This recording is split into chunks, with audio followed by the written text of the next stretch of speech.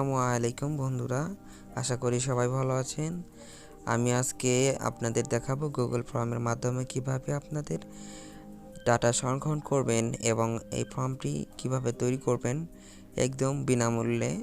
তো আমরা এটা মোবাইল দিয়ে করতে পারি, ডেস্কটপে করতে পারি। তো দেখুন আমাদের ফর্মটি এরকম হবে। কিভাবে ফর্মটি তৈরি করব চলুন দেখে নেওয়া যাক।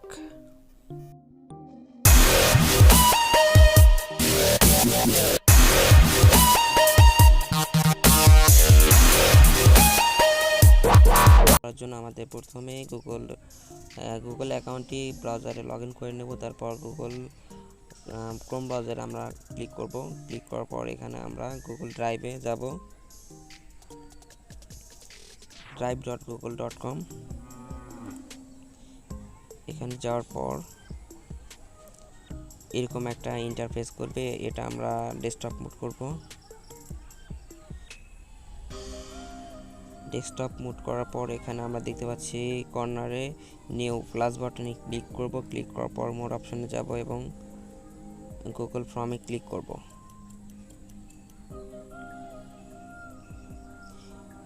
ক্লিক করার পর আবার ডেস্কটপ মোড করে নেব। এখানে একটা টাইটেল দিতে হবে, টাইটেলটা আমরা দেব data collection from. Totally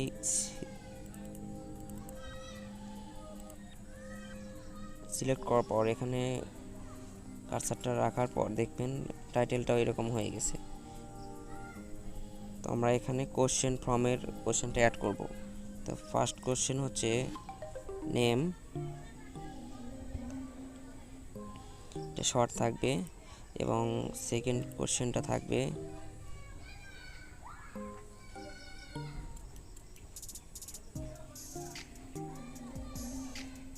father's name.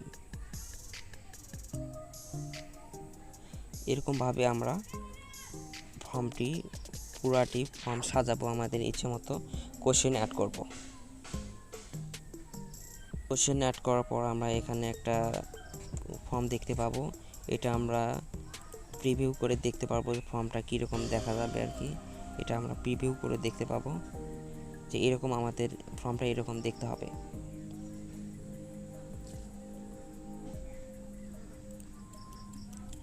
আমাদের সকল কার্যক্রম শেষ হওয়ার পর আমাদের এই ফর্মটা কালেকশন করব, ফর্মের লিঙ্কটা কালেকশন করব।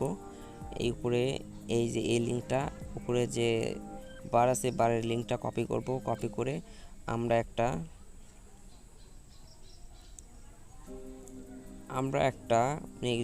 নোটপ্যাডে কপি করে রাখবো। এই লিঙ্কটা দেব আমরা যাদের থেকে ডাটা কালেকশন করব তাদেরকে এই লিঙ্কটা দেব। তাদের লিঙ্কটা দেওয়ার পর সে যখন লিঙ্কটায় আর কি ঢুকবে,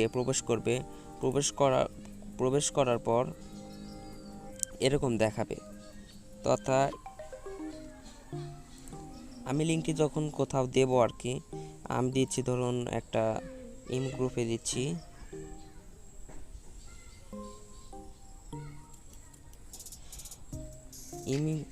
গ্রুপে দেওয়ার পর সে যখন এখানে ক্লিক করবে, ক্লিক করার পর সরাসরি আমাদের সেই ফর্মটিতে নিয়ে যাবে।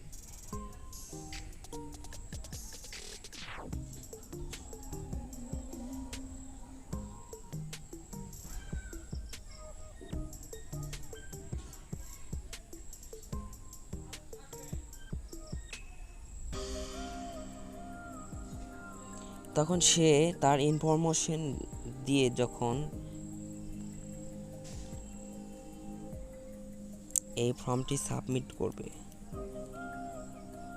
তার টোটাল ইনফরমেশন দেওয়ার পর যখন এখানে সাবমিট বাটনে ক্লিক করবে, ক্লিক করার পর আমাদের রেসপন্স শিটে সেই ডাটাটি চলে যাবে।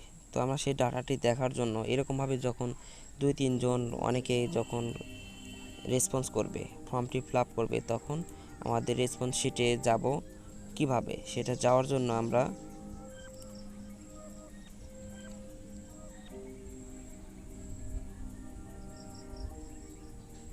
সেটা যাওয়ার জন্য মানে খুঁজে পাওয়ার জন্য রেসপন্স শিটে এখানে ক্লিক করব।